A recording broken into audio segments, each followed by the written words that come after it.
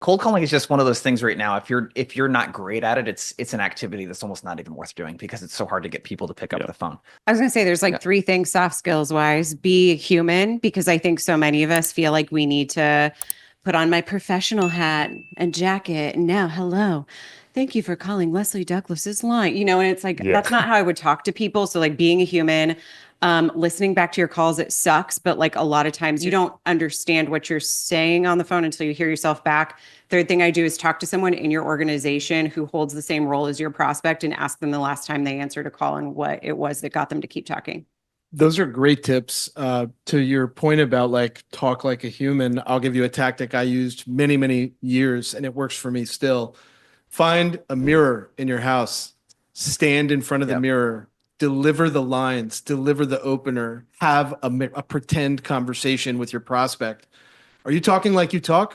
Does it sound like you? Is your body language registering that you are being yourself, your authentic self? Mm. Keep going, keep getting better, keep sharpening the axe.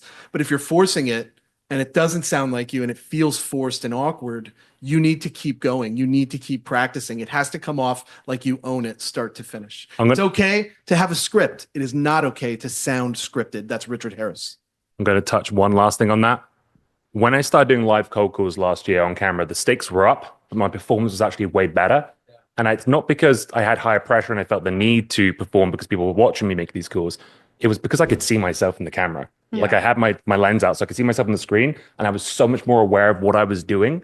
So you don't need to film yourself cold calling, but have a mirror on your desk, a nice makeup mirror with some lights so you look nice and pretty, and actually look at your face when you're saying these things. Huge, huge hack for making good cold calls.